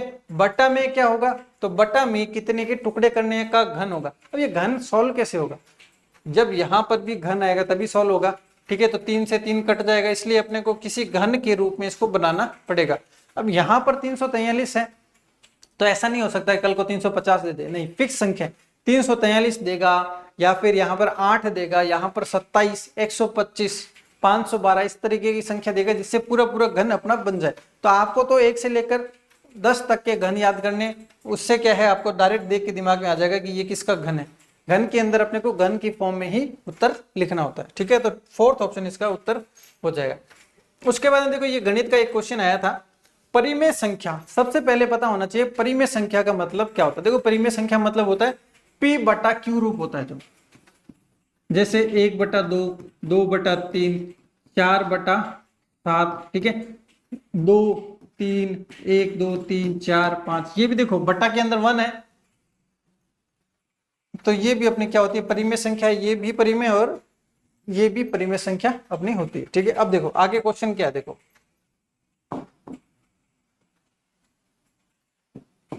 ठीक है। अब देखो एक परिमेय संख्या का हर उसके अंश से 8 अधिक। सबसे पहली बात ऊपर वाला होता है अंश, ठीक है, नीचे वाला होता है अपना हर, ठीक है। देखो एक परिमेय संख्या का हर उसके अंश से 8 अधिक है, तो अंश 8 है तो हर क्या है 8 अधिक है। देखो हर उसके अंश से 8 अधिक है, अंश से 8 अधिक तो x प्लस 8, ठीक है। अब देखो यदि अंश में 17 जोड़े, अंश मतलब ऊपर 17 जोड़े जोड़ने पर और हर में एक घटाने पर, हर में एक घटाने पर परिमेय संख्या प्राप्त होती है, तो परिमेय संख्या ज्ञात करनी है, ठीक है। देखो एक परिमेय संख्या का हर उसके अंश से 8 अधिक है, तो हर जो है ये देखो ये ऊपर x हो जाएगा, हर x प्लस 8 हो जाएगा। ठीक है, यदि अंश में 17 जोड़ा जाए और हर में एक घटाने पर, यहां पर देखो कोई ना कोई जो है यहां पर एक डिजिट मिस है। ठीक है, यहां पर परिमेय संख्या प्राप्त हो जाती है, वो यहां पर एक डिजिट जो है यहां पर मिस है। ठीक है, तो इस क्वेश्चन को डायरेक्ट बिना इस डिजिट अपने नहीं कर सकते, लेकिन एक बार ऑप्शन जो है डायरेक्ट ऑप्शन से अगर आप करना चाहें, देखो कैसे मिला सकते हैं इसको। देखो सबसे पहले क्या है, दोनों में 8 का अंतर होना चाहिए, मतलब नीचे वाला जो है वो 8 अधिक होना चाहिए। देखो इसमें 8 अधिक है। ठीक है, क्या इसमें 8 अधिक है? 8 अधिक है, लेकिन इसमें अंश में अधिक है, लेकिन अपने को हर में अधिक होना चाहिए, तो ये नहीं हो सकता। इसमें देखो, इसमें जो है वो 6 अधिक है, तो ये भी अपना नहीं होगा। और इसमें जो है बट्टा में अधिक होना चाहिए, जबकि बट्टा में कम है, तो ये ऑप्शन भी नहीं हो सकता। तो फर्स्ट ऑप्शन जो है, क्वेश्चन आधा होते हुए भी अपने ऑप्शन की सहायता से इसको डायरेक्ट उत्तर इसका कर सकते हैं। ठीक है, अब चलते हैं क्वेश्चन नंबर 71, 71 नंबर क्वेश्चन। देखो ये अपने नंबर सिस्टम का क्वेश्चन है। ठीक है, तो यहां पर देखो क्या दिया गया, 0.242424, मतलब ऐसे क्वेश्चन के लिए मैंने आपको बताया था आगे डॉट डॉट डॉट हो, तो ऐसे क्वेश्चन में अपने को क्या करना पड़ता है, जिस संख्या का रिपीटेशन होता है उसके ऊपर बार लगाना पड़ता है। देखो 24 24 24, तो रिपीट क्या हो रहा है, 24 हो रहा है, तो 24 का बार ये लगा दिया, 24 का 0.24 का बार हमने यहाँ पर लगा दिया। अब देखो बार को सोल्व करने का एक रूल होता है, जितनी संख्या पर बार है बटा में उतने ही 9 लगाना है। तो 24 दो संख्या पर बार है तो बटा 99। ठीक है, अब देखो ये 3 के पहाड़े से कट रहा है। ठीक है, 3 के पहाड़े से कट रहा है, तो ये ऊपर आ जाएगा 8 बटा में आ जाएगा 33, तो 8 बटा 33 सेकेंड ऑप्शन जो है ये अपना बिल्कुल करेक्ट ऑप्शन है, यहां पर हो जाएगा। ठीक है, अब देखो ये लास्ट क्वेश्चन है। देखो इसके अंदर क्या दिया गया है, 2 मीटर 1.5 मीटर और 1 मीटर नाप के पानी के टैंक को एक 20 लीटर प्रति मिनट की गति से भरने में लगने वाला समय ज्ञात करना है। देखो जनरली क्या होता है, ऐसा माना जाता है कि 1 घन मीटर के अंदर 1000 लीटर पानी भरा जाता है।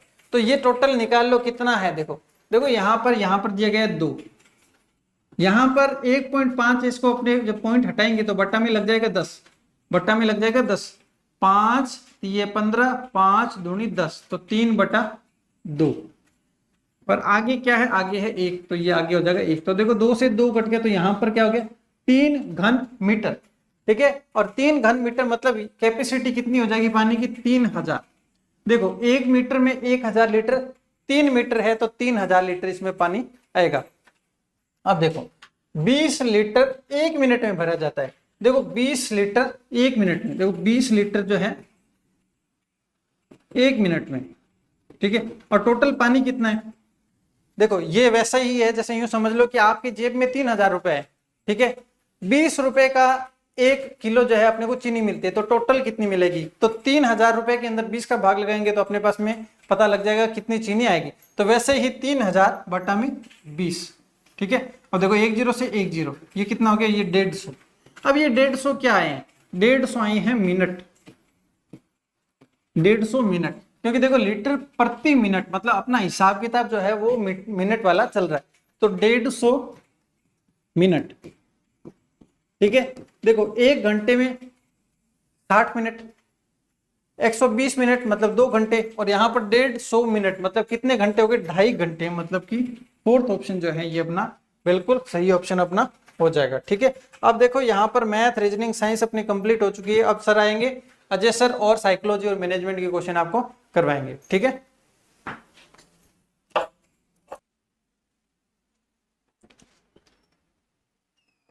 नमस्कार साथियों। तो आज अपना जो टेस्ट चल रहा है टेस्ट नंबर है 6 और फर्स्ट ग्रेड का है। आपको पता है इससे पहले आपको मैडम ने जीके और इंग्लिश के क्वेश्चन करवाए होंगे और उसके बाद दीपक सर ने करवाए होंगे आपको साइंस और मैथ के क्वेश्चन। तो अब चलते हैं अपने साइकोलॉजी एंड मैनेजमेंट। आज के पेपर के अंदर आपको पता है कि हिंदी के क्वेश्चन नहीं है, आपको इंग्लिश के क्वेश्चन देखने को मिले थे, वो आपको रिजा मैम ने करवा दिए होंगे। इससे पहले हम बात करते हैं स्कूल व्याख्याता प्रतिभा खोज परीक्षा की, जो होने वाली है आपकी 1 जून को। 1 जून जिस दिन अगर आपको पता है तो संडे है, वैसे भी गर्मियों की छुट्टियां चल रही है, तो उसके अंदर आपको परेशानी नहीं होगी किसी प्रकार की। और आप जो टेस्ट हैं वो इन शहरों के अंदर दे सकते हो, जहां पर जयपुर, बीकानेर, सूरतगढ़ में तो वैसे भी टेस्ट सीरीज अपनी चल रही है। इसके अलावा भी आपको जोधपुर, बाड़मेर और नौर जैसे शहरों के अंदर आपको टेस्ट सीरीज मतलब जो टेस्ट है, एग्जाम है, वो 1 जून वाला जो स्कूल व्याख्याता खोज परीक्षा वाला, वो आप दे सकते हो। अगर आपको लगता है कि आपकी तैयारी को धार देने की जरूरत है और आप अपना खुद का मूल्यांकन करना चाहते हो तो आपको ये एग्जाम अवश्य देना चाहिए। इसके अलावा बात करें तो प्रथम पुरस्कार, द्वितीय और तृतीय यानी आपको इनामी राशि भी दी जा रही है। केवल यहाँ पर केवल आपका मूल्यांकन ही नहीं किया जा रहा, अगर आपके अंदर योग्यता है पहला, दूसरा, तीसरा स्थान हासिल करने की, तो उसके अंदर पहला स्थान प्राप्त करने पर आपको 11,000 रुपए, दूसरा स्थान प्राप्त करने पर आपको 5100 और तीसरा स्थान प्राप्त करने पर आपको 2100 रुपए प्रदान किए जाएंगे। इसके अलावा बात करें 4 से 10 स्थान तक रहने वाले विद्यार्थियों को भी कुछ इनामी राशि प्रदान की जाएगी। इसके लिए आपको करना क्या है, तो आपको एनडीसी क्लासेस नाम से अपना जो ऐप बना हुआ है उसके ऊपर जाना है और रजिस्ट्रेशन करना है मात्र 100 रुपए के अंदर। और रजिस्ट्रेशन अपने चल रहे हैं, ओपन है, और वहां पर अपने जो भी फॉर्मेलिटी है, मतलब जो भी आपको बनना है, अपना नाम वगैरह वो सारे आपको करने हैं और रजिस्ट्रेशन करना है। ठीक है, तो ये चीजें हो गई। और इसके बाद में अपने चलते हैं, पहला क्वेश्चन है 10 नंबर क्वेश्चन है वैसे, कि जिला शिक्षा एवं प्रशिक्षण संस्थान में निम्न में से कौन सा प्रभाग कार्य रूप में नहीं है।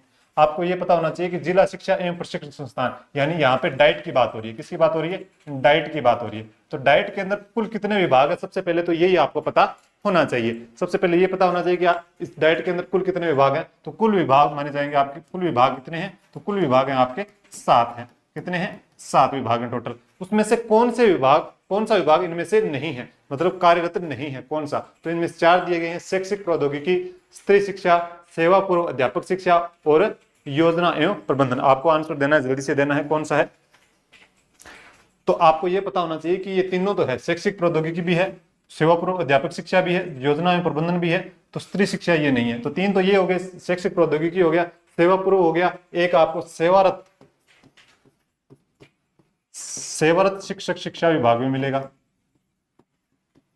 शिक्षक शिक्षा विभाग में मिलेगा।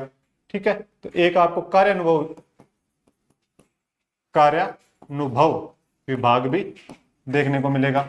इसके अलावा जिला संसाधन एकक विभाग भी देखने को मिलेगा, जिला संसाधन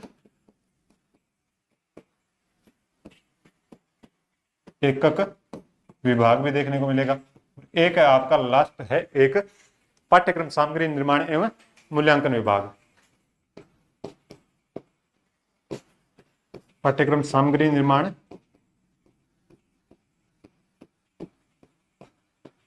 एवं मूल्यांकन विभाग। तो ये आपके 7 विभाग होंगे। तो सातों के सातों विभाग कौन से, ये भी आपको ध्यान रखना, यानी कि जैसे अपने RSCRT हो गया, डाइट हो गया, इनके अंदर जो भी विभाग लगते हैं आपके, वो आपको पता होना चाहिए कौन से विभाग हैं और कितने विभाग हैं। जैसे RSCRT के अंदर आपके 6 विभाग हैं, तो 6 विभाग कौन कौन से हैं वो भी आपको ध्यान होना चाहिए। और जो आपके डाइट के 7 विभाग कौन कौन से हैं वो भी होना चाहिए। स्त्री शिक्षा से लेकर इसमें कोई भी चर्चा नहीं की गई, ये ध्यान रखना है। फिर देखो, फिर बात आती है कि राजस्थान स्टेट ओपन स्कूल द्वारा कक्षा 10 एवं 12 में निर्धारित विषयों में से कितने विषयों के चयन की सुविधा होती है। आपको पता है राजस्थान स्टेट ओपन स्कूल की बात हो रही है, RSOS की। इसके अंदर आपको पता है कि कक्षा 10वीं एवं 12वीं की जो बोर्ड की परीक्षाएं होती है वो करवाई जाती है। इसके अंदर निर्धारित विषयों में से कितने विषयों के चयन की क्या होती है, सुविधा होती है। तो आपको 4, 5, 6 और 3 दिए गए हैं, तो आपके ऑप्शन में 5 है। तो आपको यह पता होना चाहिए कि कम से कम अगर पूछ दिया जाए कि कम से कम कितने विषयों का चयन कर सकते हो आप, तो कम से कम आप 5 विषयों का चयन कर सकते हो। अगर पूछ रहे अधिकतम कितने विषयों का चयन कर सकते हो आप, तो अधिकतम का पूछ दिया जाए तो 7 विषयों का चयन कर सकते हो। आपको जो कक्षा 10 में है, कक्षा 10 में 17 विषय होते हैं टोटल, उनमें से आपको 5 विषयों का चयन करना होता है। और कक्षा 12 में 21 विषय होते हैं। कितने होते हैं? 21 विषय होते हैं, उनमें से आपको 5 विषयों का चयन करना होता है। तो इसके अंदर आपको कम से कम, अगर सिंपल पूछ जाए, सीधा पूछ दिया जाएगा कितने विषयों मतलब कितने विषयों का चयन कर सकते हो आप, तो 5 का कर सकते हो। लेकिन अगर कम से कम और अधिकतम का कहीं सीन आ जाए इस प्रकार का, तो कम से कम पूछ दिया जाए तो आप 5 विषयों का चयन कर सकते हो, और अधिकतम का पूछ दिया जाए तो आप 7 विषयों का चयन कर सकते हो। इसके अंदर, किसके अंदर? राजस्थान स्टेट ओपन स्कूल के अंदर। और इसके अलावा बात की जाए तो ये वर्ष में 2 बार परीक्षा आयोजित करवाई जाती है। आपको ये भी पता है कि कुल 5 साल के अंदर अगर आपने एक बार रजिस्ट्रेशन करवा लिया, पंजीयन करवा लिया, तो आपको कुल 9 अवसर प्रदान किए जाते हैं। और आपके वर्ष के अंदर 2 परीक्षाएं करवाई जाती है, यानी कि 5 साल के अंदर कितने अवसर प्रदान किए जाते हैं? 9 अवसर। और वर्ष में 2 बार परीक्षा करवाई जाती है, वर्ष में 2 बार। एक तो करवाई जाती है आपकी अक्टूबर अक्टूबर नवंबर, और एक करवाई जाती है आपकी मार्च और अप्रैल के अंदर। ठीक है, एक अक्टूबर नवंबर और एक दूसरी मार्च अप्रैल के अंदर। तो ये परीक्षाएं आपकी करवाई जाती है, आयोजित करवाई जाती है, वर्ष में 2 बार करवाई जाती है। फिर इसके बाद में बात करें कि राजस्थान राज्य में वर्तमान में कितनी डाइट उपलब्ध है। ये चिंता आपका तथ्यात्मक क्वेश्चन है, 30, 31, 32 या 33 है। तो आपको ये पता होना चाहिए कि वर्तमान में 41 जिले जरूर हैं, लेकिन उससे पहले आपके 33 जिले थे, तो वर्तमान में 33 क्या है आपकी डाइट होगी। इसके अंदर ज्यादा कुछ बताने की जरूरत नहीं है। अब बात करते हैं कि किस वर्ष में राजस्थान 14 जिलों में प्रथम चरण के अंतर्गत डाइट की स्थापना की गई। यानी कि जो प्रथम चरण है, जो प्रथम पहला चरण बोलते हैं जिसको प्रथम चरण। ठीक है, प्रथम चरण के अंदर आपको पता है कि 14 जिलों के अंदर क्या की गई थी, डाइट की स्थापना की गई थी। कितने जिलों की, 14 जिलों में। फिर बात करें द्वितीय चरण, द्वितीय चरण के अंदर आपकी की गई थी 15 जिलों के अंदर। तो आपको यह बताना है कि जो प्रथम चरण के अंदर 15 जिलों में जो डाइट की स्थापना की गई थी वो कब की गई थी। तो जून 1995, दिसंबर 1998, जून 1996 या दिसंबर 1997 को कब की गई थी। अगर बात की जाए तो प्रथम चरण और द्वितीय चरण दोनों की बात करनी है आपको, तो प्रथम चरण के अंदर तो आपको जून 1995 देखने को मिलेगा। कब मिलेगा, जून 1995 को आपकी प्रथम चरण में जो 14 जिलों में डाइट की स्थापना की गई थी। अगर दूसरे चरण की बात करें तो दूसरे चरण के अंदर आपकी की गई थी 1996 के अंदर। कब की गई थी, 1996, अक्टूबर 1996 में की गई थी, अक्टूबर 1996 में की गई थी। तो ये बात थोड़ी सी ध्यान रखनी है, क्योंकि ये क्वेश्चन पूछा गया है पहले, ये क्वेश्चन पहले आया हुआ है। तो अब दूसरे चरण का भी आपको ध्यान रखना पड़ेगा। यहाँ पे दूसरा चरण कब किया गया था, तो 15 जिलों में किया गया था और अक्टूबर 1996 में की गई थी। फिर बात करते हैं अपने क्वेश्चन नंबर 29 की, 29। ये क्वेश्चन थोड़ा सा पुराना है, लेकिन ध्यान रखना है थोड़ा सा कि SIET उदयपुर द्वारा जारी SIRT होगा, SIERT। पहले SIERT आपने अपना काम करता था, वर्तमान में क्या है, वर्तमान में आपका RSCERT। तो वर्तमान में तो ये है SIERT उदयपुर द्वारा किए गए डाइट रैंकिंग 2017 के अनुसार निम्नांकित में से कौन सा डाइट प्रथम स्थान पर है। तो ये थोड़ा सा तथ्यात्मक क्वेश्चन है, 2017 के बारे में पूछा है, थोड़ा सा आउटडेटेड है, लेकिन आपको पता होना चाहिए कि इसका आंसर होगा आपका डाइट नागौर होगा, डाइट नागौर होगा। ठीक है, फिर है डाइट संस्थानों की नोडल एजेंसी है। डाइट संस्थानों की नोडल एजेंसी कौन सी है, ये बताना है आपको। ये कौन सी होगी, SIERT, SCERT, या फिर आपका हो जाएगा NCERT या फिर CBSE। इसके बारे में बताओ आप, डाइट संस्थानों की nodal agency.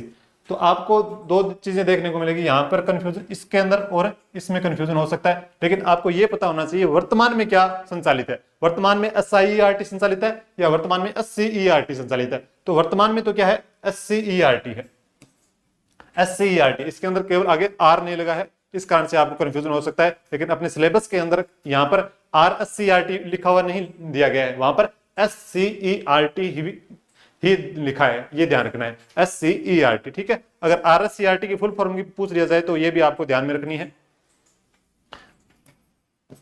Rajasthan state council, Rajasthan state council of educational research of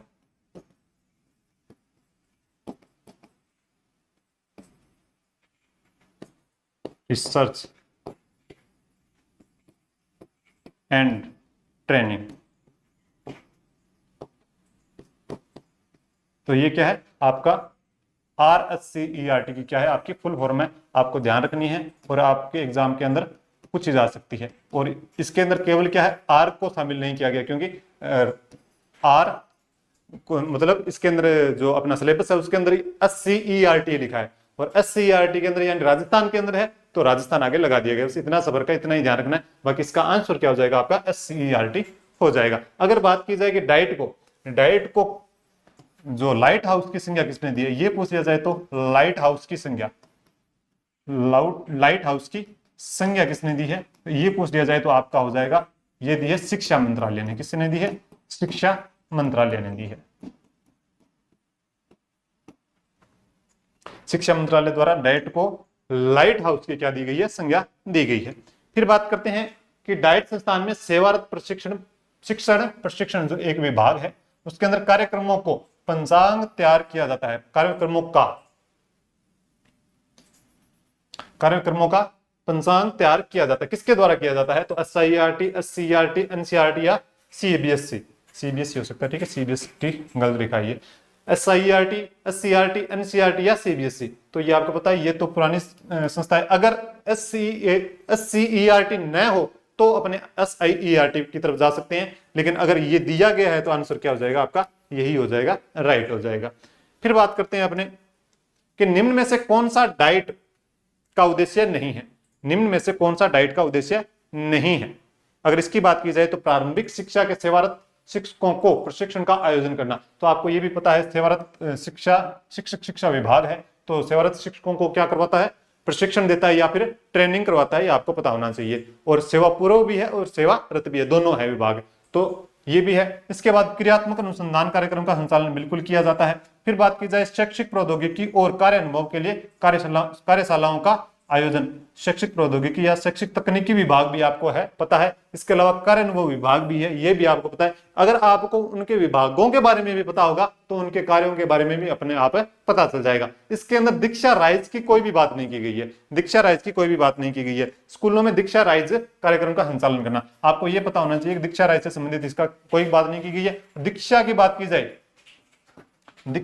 की जाए तो ये किसके द्वारा संचालित है? तो ये आपका संचालित है NCERT, ठीक है, NCERT द्वारा संचालित है। अगर बात की जाए दीक्षा राइज क्या है, तो दीक्षा राइज इसी दीक्षा का क्या है? राजस्थानी संस्करण है, राजस्थानी संस्करण है। दीक्षा राइज क्या है? राइज का, एक सेकंड, दीक्षा राइज क्या है? दीक्षा का राजस्थानी संस्करण, राजस्थानी संस्करण है। अगर दीक्षा राइज का संचालन किसके द्वारा किया जा रहा है, किसके द्वारा निर्मित किया गया है, अगर ये पूछ लिया जाए आपको तो राजस्थान शिक्षा विभाग, राजस्थान शिक्षा विभाग और आपका NCTE प्लस आ जाएगा आपका NCTE, तो यानी कि राष्ट्रीय शिक्षा